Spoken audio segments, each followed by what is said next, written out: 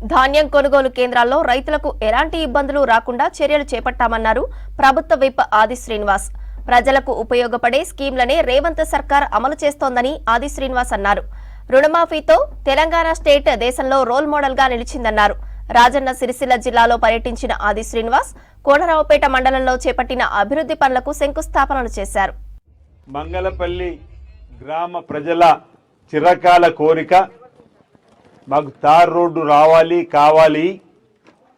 గత ప్రభుత్వాన్ని, గతంలో నాయకుల్ని, అనేక మందిని అనేక సందర్భాల్లో అడుగుతున్నప్పటికీ మంజూరు ఇస్తున్నాను చెప్పినప్పటికీ ఇప్పటి వరకు మాకు ఈ తార్ రోడ్డు మంజూరు కావడం లేదు.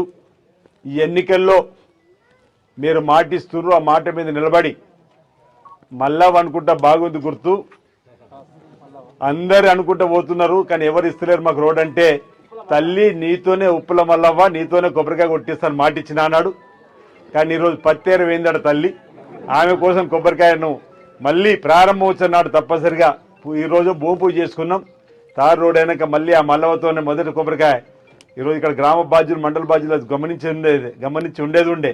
ఆ మల్లవని పనుకోకుండా ఆపి ఆమెతో మొదటి కొబ్బరికాయ కొట్టారు. ఆ రోజు నా నోటు చెల్లింది కాబట్టి రేపు మళ్ళీ తార్ రోడ్ పూర్తయిన తర్వాత ఎందుకు చెప్తున్నానంటే, మధ్యతరగతి భావాజాలం ఉన్నవాడి చేతిలో పదవి ఉంటే మధ్యతరగతి ప్రజలు అడిగిన పనులు చేసడానికి కోసం నిదర్శనంగా ఈరోజు మన మంగళపల్లి రోడ్డు